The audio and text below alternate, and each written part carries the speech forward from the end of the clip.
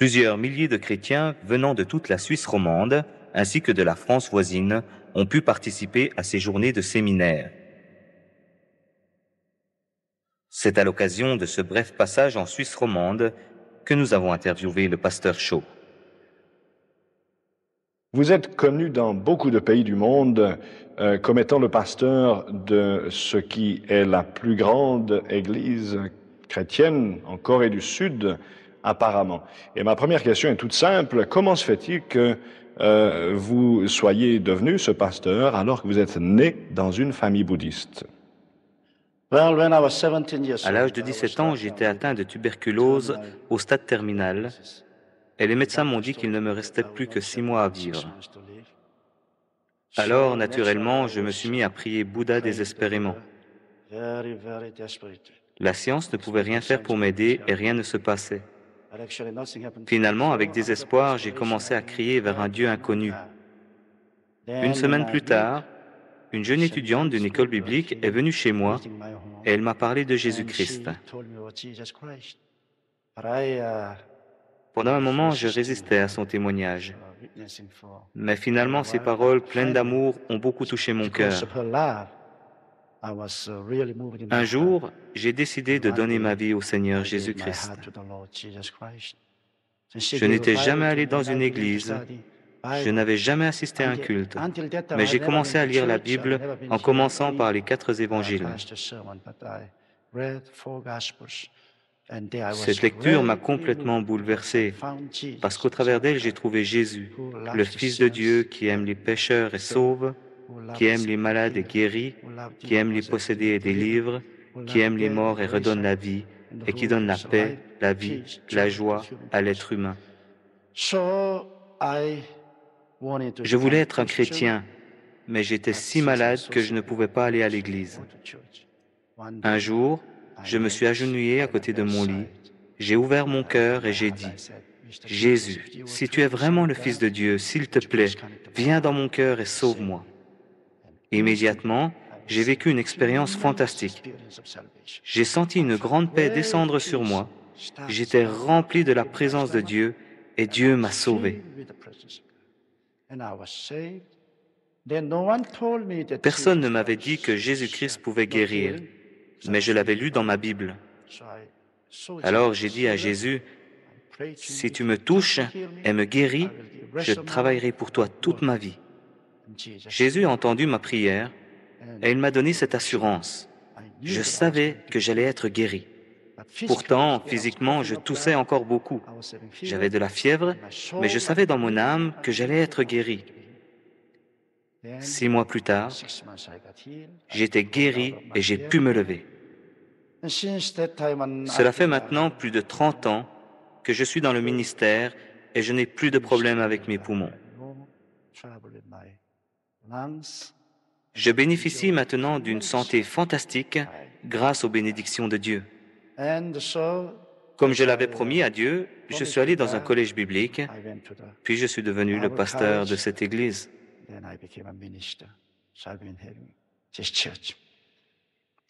Vous mentionnez l'aspect de la guérison. Avez-vous été témoin parmi vos proches, dans votre famille, de miracles particuliers? Surely. And since that time, my parents became Christian, seeing the tremendous miracles. Bien sûr, avant que mes parents deviennent chrétiens, ils ont assisté à de nombreux miracles dans mon corps. J'ai 4 frères et 3 sœurs. Ils se sont tous convertis et ils sont tous devenus chrétiens. 2 frères sont pasteurs et un frère fait partie des anciens de mon église.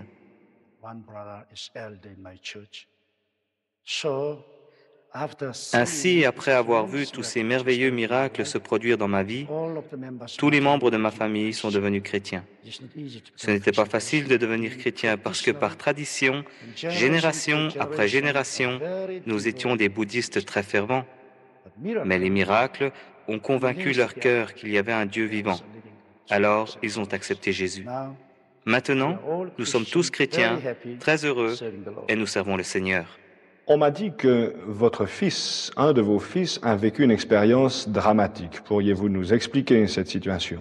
Yes, when my son Oui, was lorsque 10 mon years fils old, avait he environ started 10 ans, elementary school, il était à l'école primaire. and À midi, at les garçons sont lunchtime, sortis acheter leur boys repas went dans out les to the petites street and échoppes se they trouvant dans la rue. bought food from the street vendor. But Mais the evil un gift homme avait to mis un terrible poison dans la how nourriture. they poisoned the food. That was Vous in savez, many ça se places, passe maintenant partout dans le monde. Ils empoisonnent le Coca-Cola ou d'autres choses. Coca-Cola or something like that.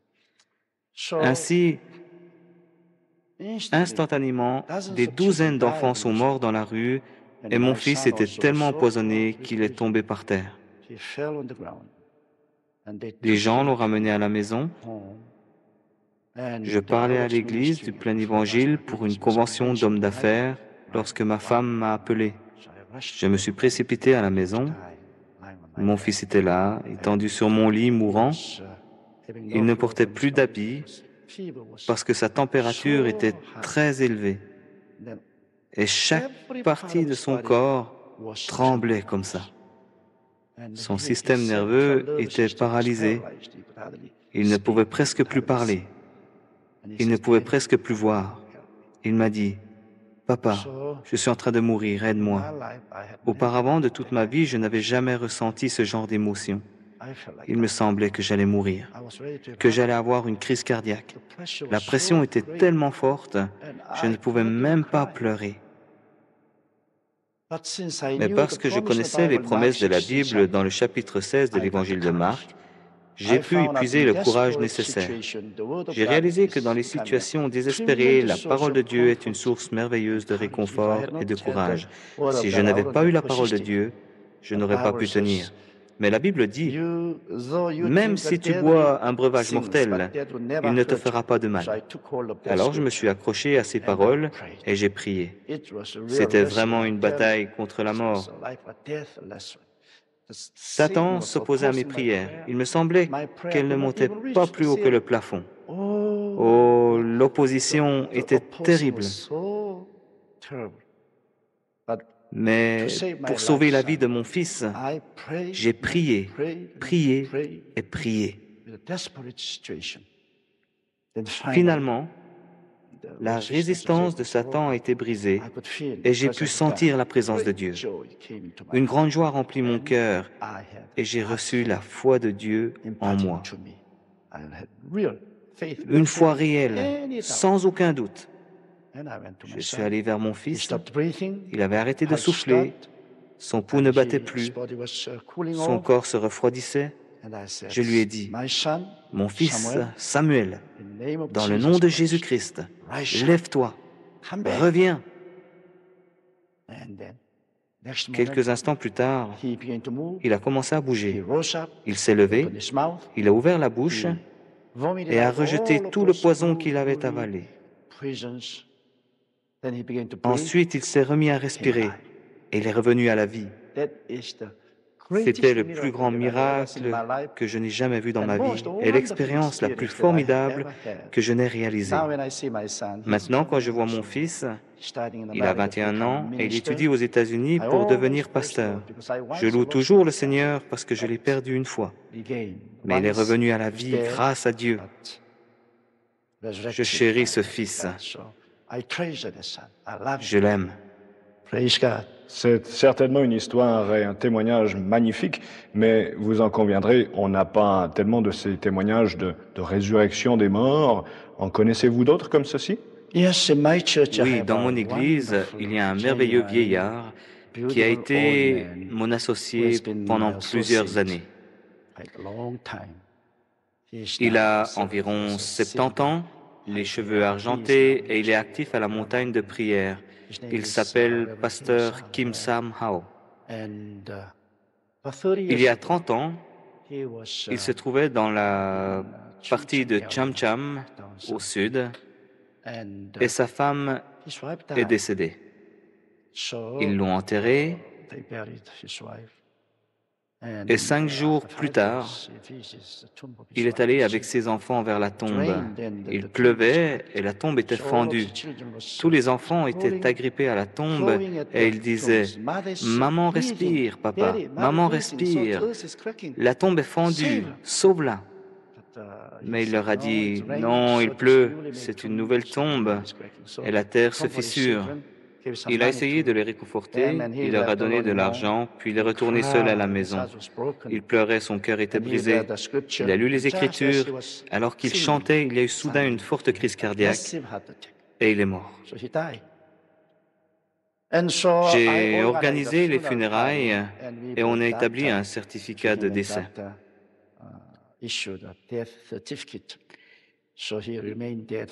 Il est resté sans vie pendant 3 jours. On a lavé son corps, on a apporté le cercueil et on était prêt à l'y placer. En Corée, nous n'avons pas de centre funéraire comme ici. Les funérailles se passent simplement à la maison. Alors qu'on était prêt à le placer dans le cercueil, il s'est levé. On était tous effrayés. Certains sont partis en courant. Ils étaient morts de peur. Mais il nous a invités à revenir vers lui. Ensuite, il m'a raconté cette histoire. Dès qu'il est tombé par terre, à cause de cette forte crise cardiaque, 2 étoiles sont descendues du ciel. Et lorsqu'elles se sont approchées, ce n'étaient pas des étoiles, mais c'étaient des anges, 2 anges. Ils lui ont dit « Viens ». Alors qu'il montait, il a vu un autre Kim Sang-ho couché sur son lit. Il a vu son corps couché. Mais lui quittait son corps et partait vers le ciel. Lorsqu'il s'est retourné, il a vu la terre devenir comme une petite orange jaune. Soudain, il est arrivé dans un vaste univers, environné d'une lumière extraordinaire, d'une grande beauté. Il y avait plein d'anges qui volaient partout. Il est arrivé ensuite vers la porte de la Nouvelle Jérusalem.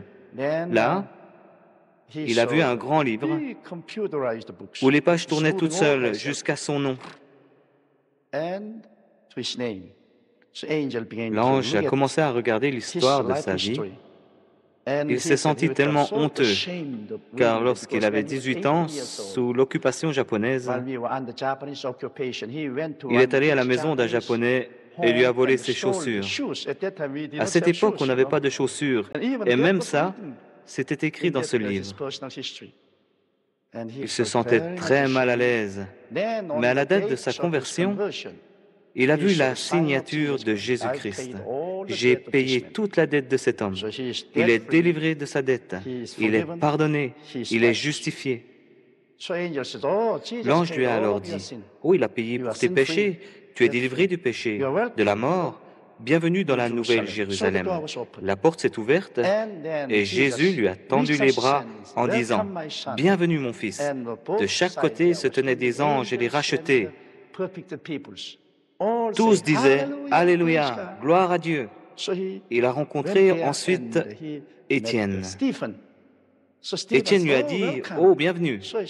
Oh, frère Étienne, vous avez été lapidé, vous n'avez pas trop souffert ?» Il a répondu « Non, je voyais la gloire de Jésus. J'étais tellement béni par Jésus que je ne voyais pas que j'étais lapidé. » Kim a marché plus loin et il y avait un fleuve qui coulait du trône avec de l'eau magnifique, comme du cristal. À côté du fleuve, il y avait plusieurs arbres avec des superbes fruits. Des anges et des chérubins étaient assis sous les arbres, sur des bancs, et ils conversaient. Ils tendaient la main pour prendre des fruits et ils mangeaient. L'énergie du fruit devenait ensuite un parfum odorant et une lumière illuminait leur visage. Kim demanda à Jésus, « Jésus, j'aimerais voir ma femme. » Jésus lui dit, « D'accord, allons-y. » Devant lui, il y avait une étendue infinie de maisons. Il ne pouvait pas en voir la fin. C'était une ville merveilleuse. Il arriva vers l'une des maisons. La porte était ouverte. Sa femme sortit, portant une longue et magnifique robe blanche. 2 anges se tenaient à ses côtés. Elle lui dit, « Bienvenue, bienvenue à la Nouvelle Jérusalem. Il était bouleversé, mais aussi très déçu, parce que sa femme ne le disait pas chéri, mais elle disait frère. Il réalisa alors qu'il n'y a aucune différence entre les hommes et les femmes. Nous sommes tous frères au ciel. Elle lui dit, frère, je te souhaite la bienvenue. Puis elle ajouta, sur la terre, Dieu nous a donné plusieurs enfants. Ils ont maintenant le cœur brisé, je le sais. Lorsque tu retourneras, dis-leur que leur maman terrestre est plus en vie ici que sur la terre. C'est ce qu'il disait. Jésus lui dit, « Oh, tu ne peux pas rester ici trop longtemps, partons. » Il l'a conduit alors dans une immense maison de louanges. Il ne pouvait pas en voir la fin. Il y avait des gens et des anges depuis des générations et des générations qui louaient Dieu. Dieu était comme une immense montagne de lumière. Il ne pouvait pas voir Dieu, mais seulement la lumière. Il l'adorait comme une énorme vague de louanges, avec de merveilleux chants. La bénédiction coulait du trône depuis l'avant. La paix, la justice, la joie de Dieu l'envahissaient tellement qu'il ne pouvait pas contenir tout ce bonheur. Jésus lui dit, « Il y a encore d'autres endroits que tu dois voir. » Ils se rendirent vers un grand restaurant, une grande fête. Tout était prêt. Des anges étaient à la porte, cherchant quelqu'un. Kim demanda, « Mais pourquoi attendent-ils quelqu'un? Le festin est déjà préparé et nous attendons tous que les chrétiens ressuscitent et viennent à la maison. » Tout le festin est prêt. Les anges serveurs attendent que les chrétiens viennent à la maison. Et ils vivent à tout moment dans l'attente de la seconde venue de Jésus-Christ et de la résurrection de tous les chrétiens. Kim dit ensuite, « J'aimerais pouvoir voir ma maison. » « Ok, viens. » Ils passèrent à côté de beaucoup de magnifiques maisons. Puis, ils arrivèrent à un endroit où une maison était construite, mais il manquait le toit. Il y avait un panneau indiquant « Maison de Kim Sam-ho ». « Mais Seigneur, il n'y a pas de toit. » Jésus lui répondit « Oui. Pendant que tu travailles dans le monde et accomplis beaucoup de bonnes œuvres, nous prendrons ce matériel et nous construirons le toit. Et pendant que nous utilisons ce matériel pour construire le toit, dès que ce sera terminé, j'enverrai des anges pour te ramener à la maison. Mais ce n'est pas encore le moment pour toi de demeurer ici. En attendant, nous continuons à construire ta maison. » Kim regarda la maison. Il y avait un salon, une cuisine, un bureau, mais étrangement, aucune salle de bain, ni aucun lit. « Mais il n'y a pas de salle de bain, dit-il. » Jésus lui répondit, « Tu n'en as pas besoin ici. Cette nourriture si parfaite se transforme en énergie qui remplit ton corps et se transforme en un parfum odorant. Ainsi, cette nourriture parfaite n'engendre pas de résidus. Donc tu n'as pas besoin de salle de bain. Pour le lit, on ne dort pas ici. Mais tu auras un salon, un bureau, toutes ces choses pour la communion avec tes amis. » Jésus lui dit alors, « Oh, tu dois te dépêcher. Ton corps est prêt pour l'ensevelissement. Bien. » Et Jésus le poussa en avant. Soudain, quelqu'un l'appela. « Oh, Kim Sam-ho, Kim Sam-ho. » Abraham courait vers lui. Kim le reconnut. « Hé, Abraham, comment allez-vous » Abraham lui serra la main et lui dit, « À ton retour, dis à mes enfants que Jésus-Christ va bientôt revenir. Prépare-les, annonce la bonne nouvelle. Les temps sont très courts. » Jésus dit, « Non, tu ne peux plus rester ici. Que les anges l'emmènent rapidement à la maison. » Les anges le ramenèrent dans l'espace, l'univers, Kim descendit et put voir sa maison depuis très loin. Il put voir au travers du toit. Son corps était étendu, le cercueil à côté de ses amis, prêt à l'y déposer. Il descendit, debout, vers les pieds de son corps. Jésus dit, « Retourne dans ton corps. » Et il se leva. Cet homme est toujours en vie. Il n'aime pas beaucoup raconter cette histoire parce qu'il est très timide et très humble. Il a peur de la raconter parce qu'il ne veut pas que les gens le prennent pour plus qu'il n'est. Mais je suis son patron, alors quand je lui demande, il la raconte. Si jamais vous revenez en Corée avec votre équipe de télévision, je ferai des arrangements pour qu'il puisse en parler directement devant les caméras.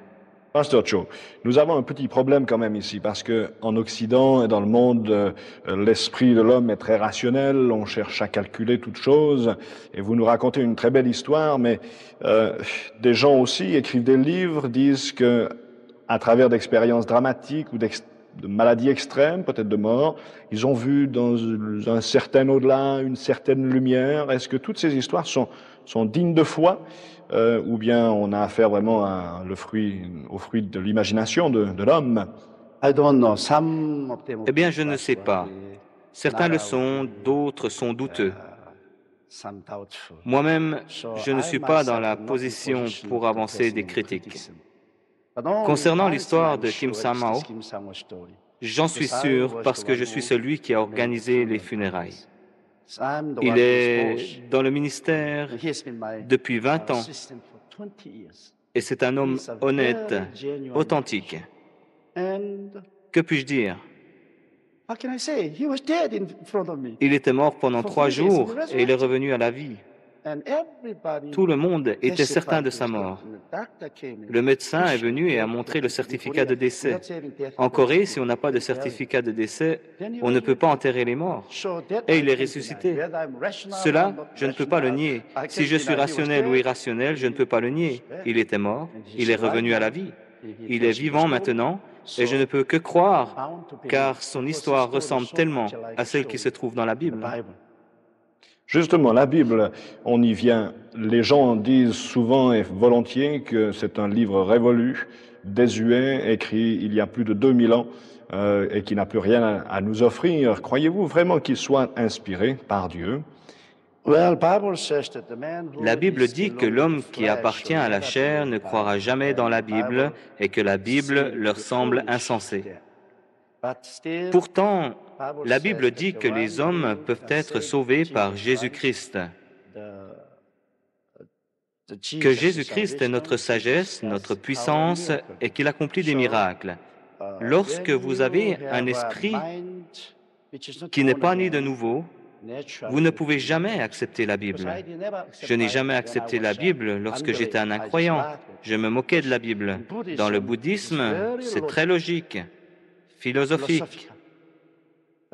Mais quand j'entendais les histoires de la Bible, je croyais entendre des contes de fées. Mais lorsque je me suis trouvé proche de la mort, le rationalisme ne m'a pas aidé. J'avais besoin d'un miracle et c'est dans la Bible que je l'ai trouvé. Lorsque vous êtes dans une terrible situation, hors d'atteinte de toute aide humaine, alors vous avez besoin d'un miracle. La Bible m'a montré que c'était réel et j'ai reçu une nouvelle santé.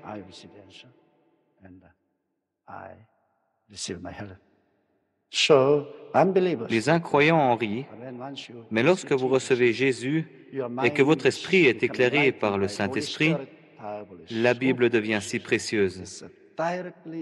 C'est la parole de Dieu directement inspirée par Dieu pour les personnes de cette génération. Quel conseil donneriez-vous à quelqu'un qui souffre, par exemple, de maux physiques? Il n'y a pas d'endroit sur la terre où les gens ne soient pas confrontés à la maladie sous toutes ses formes. Quel genre d'aide et de secours peuvent-ils trouver au travers de la Bible? Jésus-Christ est la réponse pour les problèmes de notre vie, même pour les gens qui n'ont pas de maladie dans leur corps physique. Cependant, depuis le début, les gens sont dans une situation sans espoir, car Les philosophes existentialistes, depuis la Deuxième Guerre mondiale, ont commencé à expliquer très clairement la condition humaine. Les êtres humains sont confrontés à une situation désespérée. Premièrement, ils sont désespérés à cause de la conviction dans leur cœur qu'ils sont pécheurs, incroyants. Pourtant, ils ont conscience de leur péché et ils ne peuvent trouver une solution à ce problème. Les gens ont aussi des sentiments contraires. Ils n'ont aucune valeur pour lesquelles ils pourraient vivre. Tous ressentent un vide. Posez la question à n'importe quel non-chrétien. Ils ont un vide qu'ils essayent de combler par la joie du monde, l'alcool, la drogue, le sexe. Mais rien ne peut combler ce vide. Ils sont désespérés par ce vide. Les gens sont désespérés parce qu'ils vont mourir. Actuellement, les gens sont dans une situation désespérée. Ils cherchent des réponses. Jésus-Christ est la seule réponse. Il nous délivre du péché et il nous donne la vraie valeur pour notre vie parce qu'il introduit le Dieu vivant dans notre vie. L'âme de Jésus est morte puis ressuscitée. Il nous montre ainsi qu'il y a une vie après la mort. La mort n'est pas la fin de la vie humaine. Jésus est la seule réponse pour notre esprit, notre âme, notre corps et notre vie. Il n'est pas seulement la réponse pour les malades, mais aussi la réponse pour les cœurs vides des êtres humains. Maintenant. Est-ce que cela veut dire qu'il faut simplement lire la Bible, aller à l'église ou prier? Que faut-il faire pour que ces choses deviennent alors une partie intégrante de la vie des gens? Que devons-nous faire pour que nos vies changent? Les gens devraient aller à l'église, car Dieu a suscité des pasteurs, des prophètes, des évangélistes, des enseignants pour aider les gens. Ainsi, ils vont découvrir la parole de Dieu par la puissance du Saint-Esprit. Ils devraient ainsi aller à l'église et écouter les messages des pasteurs. Ils devraient aussi rencontrer des amis chrétiens, des chrétiens de cœur au travers desquels ils pourraient trouver des réponses et lire les Écritures. Oui, lire les Écritures. J'ai rencontré une fois un philosophe en France, à Paris. C'était un incroyant, vraiment un incroyant. Un gitan s'est rendu dans son bureau et lui a parlé de Dieu. Ce philosophe s'est mis à rire, mais le gitan lui a demandé « Est-ce que vous êtes heureux? Si vous ne l'êtes pas, croyez en Jésus. Soyez baptisés d'eau, recevez le Saint-Esprit. Alors Dieu vous sauvera. » Ce professeur riait, mais il ne pouvait pas argumenter avec ce gitan qui n'était pas cultivé. Celui-ci répétait « Repentez-vous, recevez Jésus-Christ, recevez le baptême, recevez le Saint-Esprit, si vous désirez être heureux. » Puis il est parti. L'homme était choqué. Il décida d'essayer. Il a fermé la porte, s'est agenouillé et a dit « Dieu en qui je ne crois pas, toi que je ne reconnais pas, si tu es vraiment là, pourquoi ne viens-tu pas? Pardonne-moi. Sauve-moi, comme ce gitan m'a dit. Donne-moi le Saint-Esprit et le bonheur. » Il était bouleversé et il a pleuré pendant 1 heure, confessant son péché, et il est devenu chrétien. Il est venu à ma conférence à Paris et il a donné son témoignage. Il a dit que les gens logiques croiront difficilement en Jésus-Christ car ils veulent quelqu'un d'expérimenté. Mais ce gitan est venu totalement inexpérimenté et a partagé simplement son témoignage et son expérience. C'était plus convaincant pour lui que tout ce qu'on pouvait lui expliquer avec la logique d'un érudit. Justement, aujourd'hui, les gens dans le monde entier, mais en Occident particulièrement, sont à la recherche de nouvelles valeurs, d'une nouvelle spiritualité. Vous n'êtes pas sans savoir que l'Orient a eu ces dernières années, dernières décennies, une grande influence dans la façon de penser la philosophie occidentale. Et vous autres, vous-même, Pasteur Cho, venez en Occident pour annoncer ou rappeler le message de l'Évangile. Vous connaissez également ces tendances du Nouvel Âge, et même certains prétendent que vous promouvez certaines idées du Nouvel Âge. Qu'avez-vous à dire à ce sujet? Je me demande si les peuples orientaux ont déjà encouragé le mouvement du Nouvel Âge. En venant en Europe, j'ai compris ce que désire ce mouvement. Principalement, j'ai trouvé qu'il met en avant l'être humain à la place de Dieu. Il pense que l'être humain peut devenir Dieu en développant son subconscient.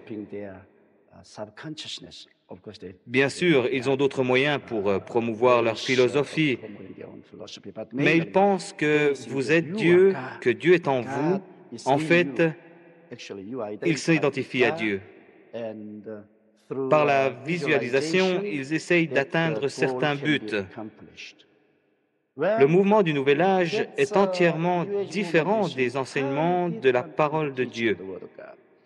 Car nous, les chrétiens, nous croyons que le puissant Créateur, le Père, le Fils, le Saint-Esprit, est un seul Dieu, et que ce Dieu a créé le ciel et la terre.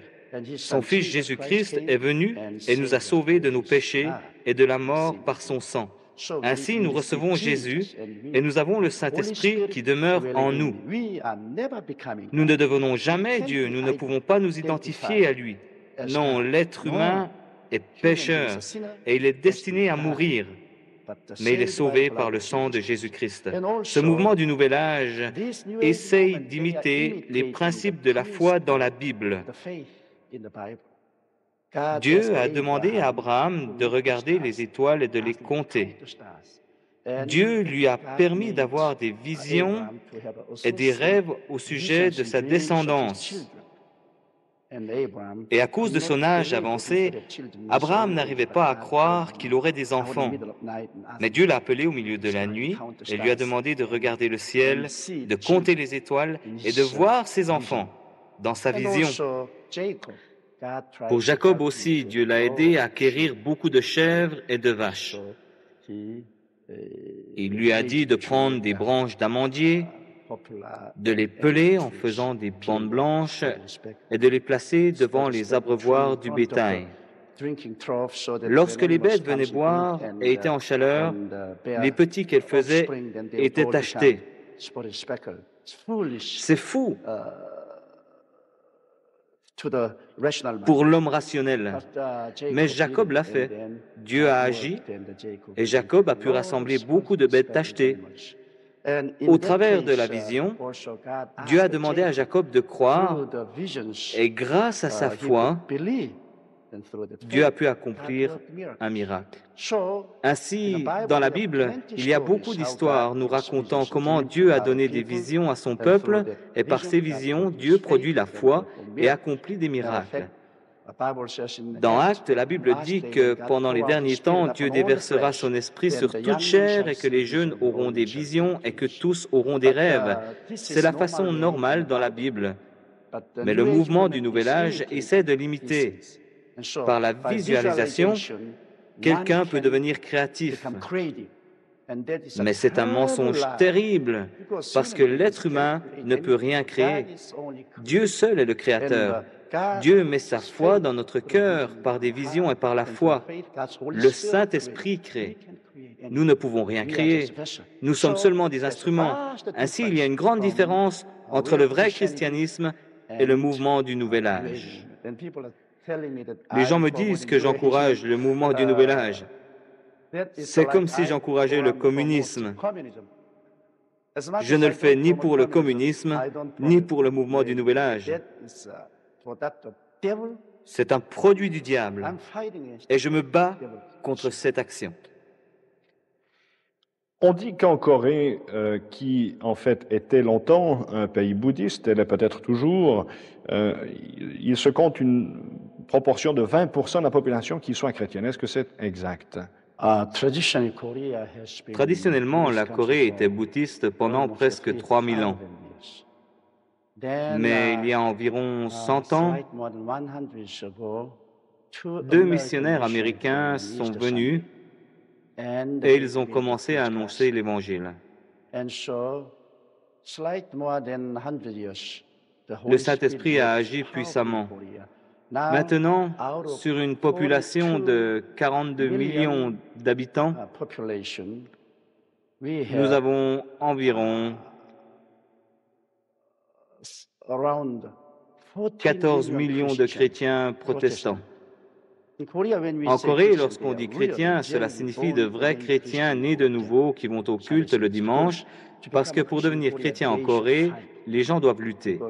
Dès qu'ils reçoivent Jésus, ils sont rejetés de leur famille, soit ils gagnent leur famille, soit leur famille les écrase. Contrairement aux Européens, ce n'est pas facile de prendre une décision pour Jésus. En Corée, lorsqu'ils veulent prendre une décision pour Jésus, ils doivent penser à la terrible opposition qu'ils vont rencontrer de leur famille. Traditionnellement, les Coréens sont bouddhistes et confucialistes. Les Coréens confucialistes doivent s'incliner devant l'autel de leurs ancêtres, et s'ils ne le font pas, c'est la chose la plus grave qui puisse arriver.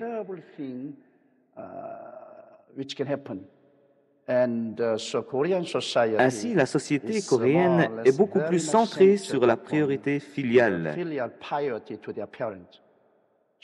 Et lorsque nous rejetons cela, ils disent « Tu es comme un chien ou un porc, tu n'es pas un être humain ».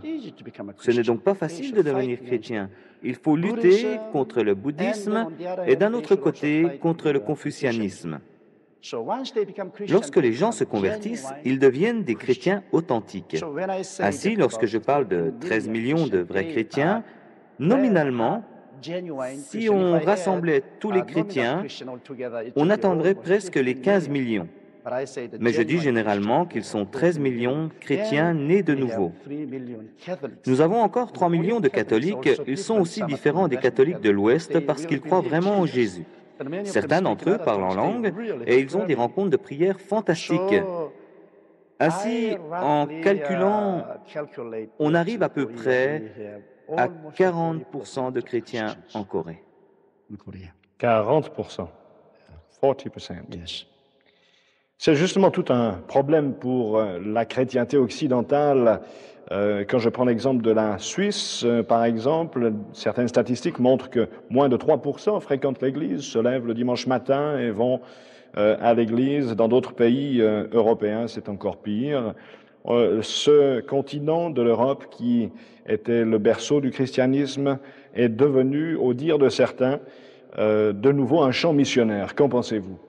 Je le pense aussi parce que je suis venu pour la première fois en Europe. Je suis arrivé avec enthousiasme parce que j'allais me trouver au point de départ du christianisme. Je pensais que j'allais voir partout des anges dans toute l'Europe. Mais lorsque je suis arrivé, j'étais tellement choqué. Je croyais que j'allais mourir. Les gens étaient si séculaires, si mondains. Je voyais plusieurs grandes cathédrales presque entièrement vides. Et les gens ne se préoccupaient pas beaucoup du christianisme. Actuellement, les pays européens vivent vraiment dans une époque post-chrétienne. Il me semble presque que lorsque je viens en Europe, je viens voir le cimetière du christianisme. Mais lorsque vous allez en Corée,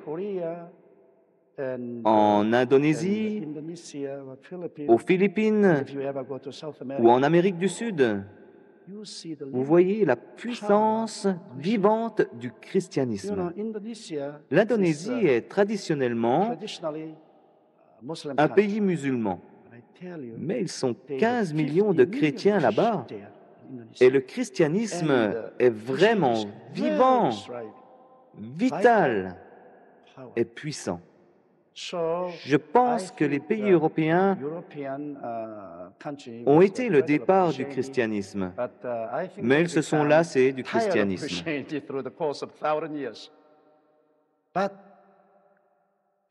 Mais il y a de l'espoir, car en dessous de la culture, je peux sentir le christianisme. Vous avez des vacances pendant Noël, à Pentecôte. Plusieurs personnes ne savent certainement pas pourquoi ils ont des vacances. Pourtant, c'est une tradition chrétienne. Vous avez un puissant fondement du christianisme. Si seulement Dieu pouvait mettre le feu là, ça exploserait. Justement, quelle est la source de ce problème? Pourquoi l'Europe s'est-elle déchristianisée? Les gens se sont installés petit à petit dans le matérialisme séculaire.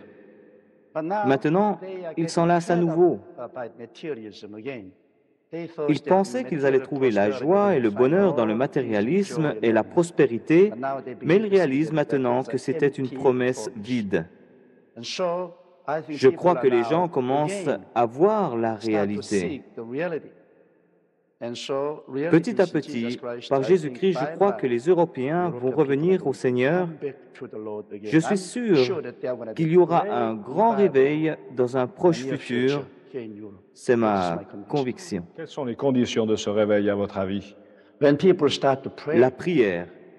Lorsque les gens commencent à prier, alors Dieu écoute. Il y a 10 ans, lorsque je suis venu en Europe, les gens ne priaient pas. Ils étaient très fiers.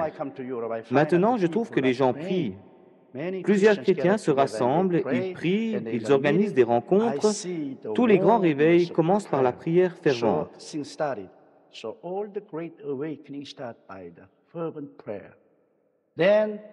Le grand réveil vient ensuite par la présence du Saint-Esprit.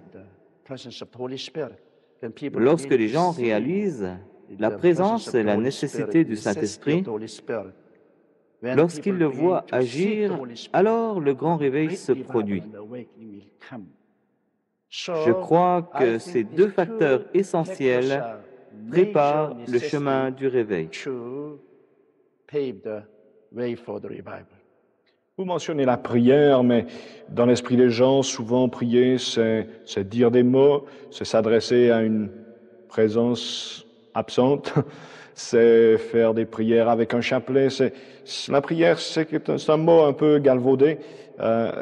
Expliquez-nous un petit peu mieux comment nous devrions prier. Il y a plusieurs aspects de la prière. Vous pouvez prier librement, vous agenouillant et en parlant à Dieu. Cet aspect de la prière amène facilement à la confusion.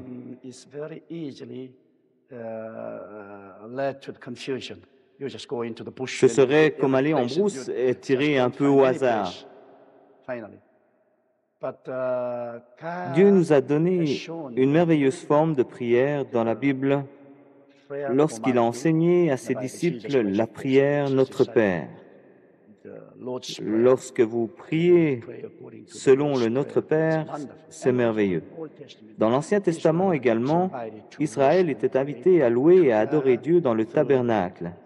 Ainsi, selon les symboles du tabernacle, vous pouvez prier merveilleusement. Je ne peux pas expliquer toutes ces choses dans ce programme de télévision, mais j'ai écrit un livre sur Prier ensemble avec Jésus. Maintenant, je suis en train d'écrire un livre parlant de la prière selon le tabernacle.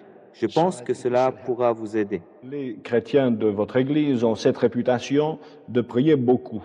Vous avez, je crois, un endroit que vous appelez une montagne de prière. Vous-même, vous priez beaucoup, est-ce exact? Oui, c'est juste. Au début de mon ministère, en 1958, je priais 5 heures par jour. Maintenant, je prie 3 heures par jour. Je prie 1 heure le matin, 1 heure à midi, 1 heure avant de me coucher. Je prie d'après le modèle du tabernacle et jamais je ne m'en lasse ou m'ennuie. Je commence et je finis de prier efficacement et puissamment. J'encourage beaucoup les chrétiens au sujet de la prière. Je leur demande de prier plus d'1 heure par jour.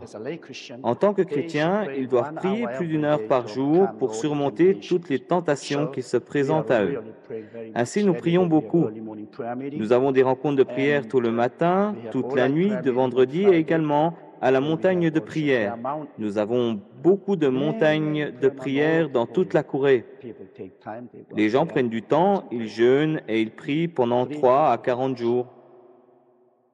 En Occident, pensez-vous que c'est possible de prendre du temps comme ça pour prier dans un monde stressant, super activiste? Il y a quand même un problème de temps qui se pose pour l'homme d'aujourd'hui. Peut-être qu'en Orient, vous êtes moins occupé ou plus contemplatif qu'ici. Quelle est la solution pour l'homme occidental? C'est une excuse. Les Coréens mangent du riz, les Européens mangent du pain, mais nous avons tous du sang rouge. Nous sommes tous des êtres humains. Si nous voyons la nécessité, alors nous allons le faire. En Orient, nous voyons la nécessité de la prière. En Europe, vous ne le voyez pas vraiment. Lorsque vous la verrez, vous ferez même mieux que nous parce que vous êtes des chercheurs et vous trouvez. Vous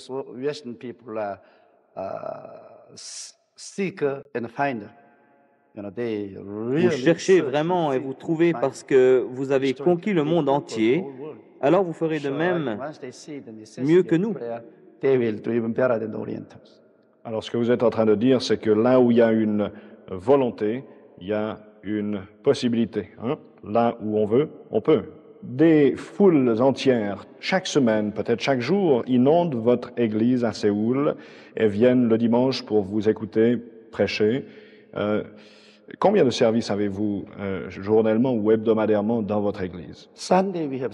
Dimanche, nous avons 7 services et nous avons aussi plusieurs églises satellites qui sont reliées par un système de télévision. À chaque service, il y a 30 à 50 000 personnes qui y assistent. Le mercredi, nous avons 3 services. Le vendredi, nous avons bien sûr la nuit de prière avec 15 000 personnes qui viennent à la maison mère. En comptant les gens qui vont dans les églises satellites, cela fait environ 30 000 chrétiens qui prient toute la nuit. Nous avons encore un service chaque soir du lundi au samedi.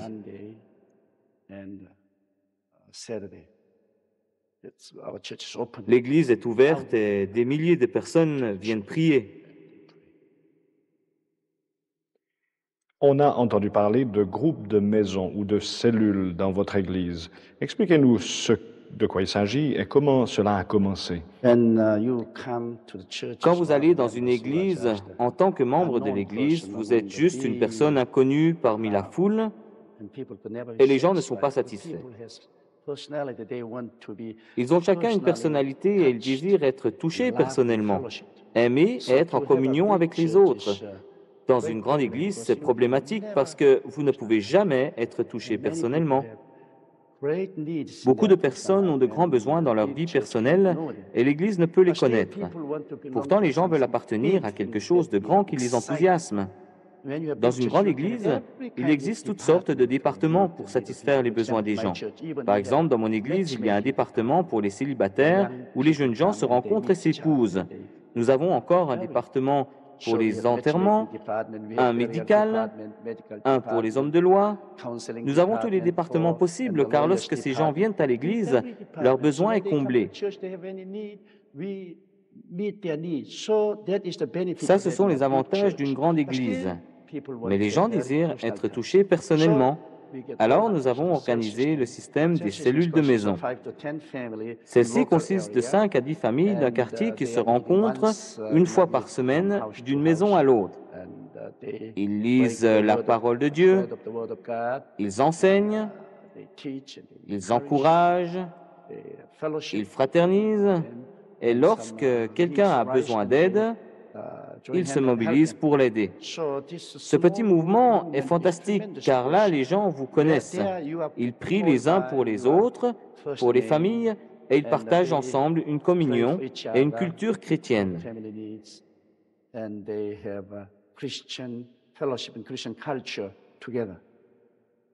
le dimanche, ils viennent tous à l'église mère pour louer Jésus-Christ et ils sont enthousiastes.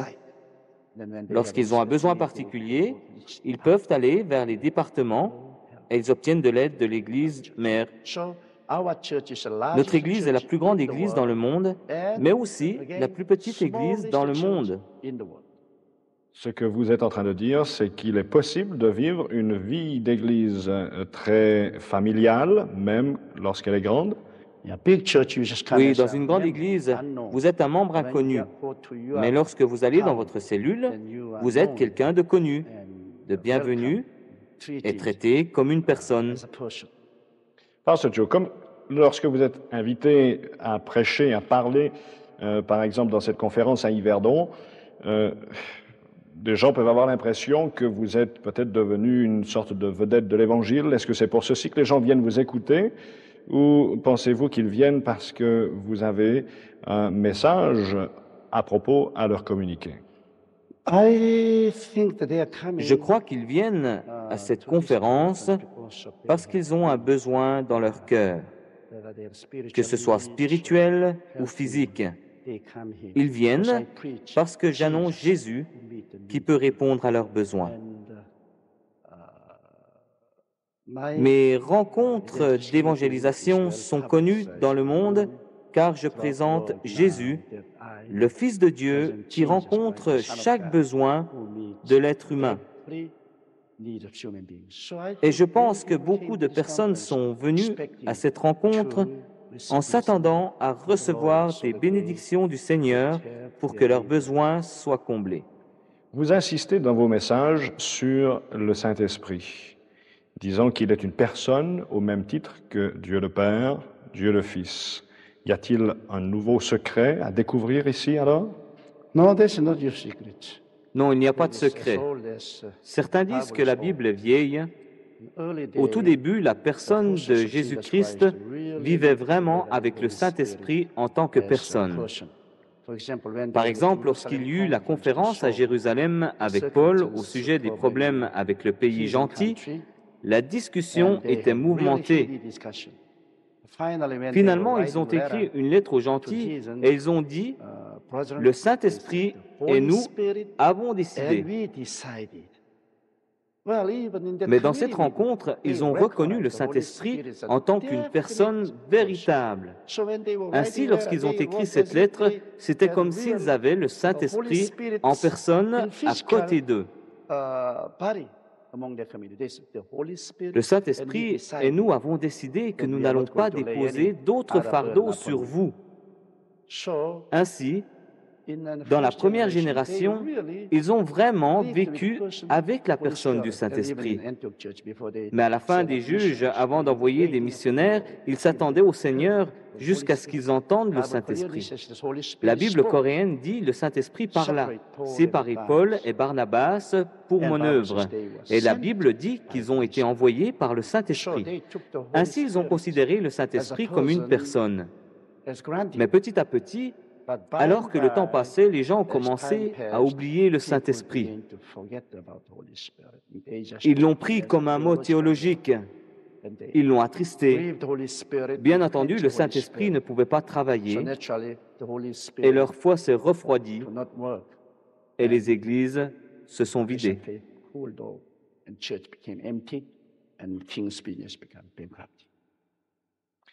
Avant de conclure, Pasteur Cho, quel genre de conseils donneriez-vous à ceux qui regardent notre programme maintenant concernant leurs propres besoins? Tout le monde en a, qu'ils soient spirituels, qu'ils soient matériels. Quel genre de conseils ou d'encouragement pourriez-vous leur laisser?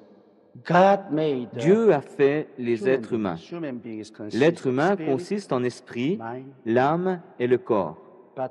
Mais il devrait y avoir d'autres priorités dans notre vie. Christ nous a clairement commandé de chercher le royaume de Dieu et sa justice, et toutes les autres choses nous seront données en plus. Le problème maintenant, c'est que les gens changent leurs priorités. Ils cherchent d'abord à satisfaire leur esprit et leur corps plutôt que leurs besoins spirituels. Ainsi, tout devient sans dessus-dessous. Mais je vous dis que Dieu se sent concerné par votre bonheur, votre santé physique, la prospérité dans votre vie. Dieu a créé ce monde matériel. Si vous l'utilisez de la bonne manière, dans le bon ordre, alors vous serez béni. Mais si vous l'utilisez dans le désordre, cela se transformera en malédiction et en piège. Mettons la priorité à la juste place. Nous devons donc chercher d'abord le royaume de notre Père et sa justice. Jésus-Christ d'abord, et ensuite chercher d'autres choses. Dieu vous bénira et les bénédictions matérielles ne deviendront jamais un piège de Satan. Comment pourrions-nous terminer en nous disant au revoir en coréen? 안녕히 계십시오. Merci.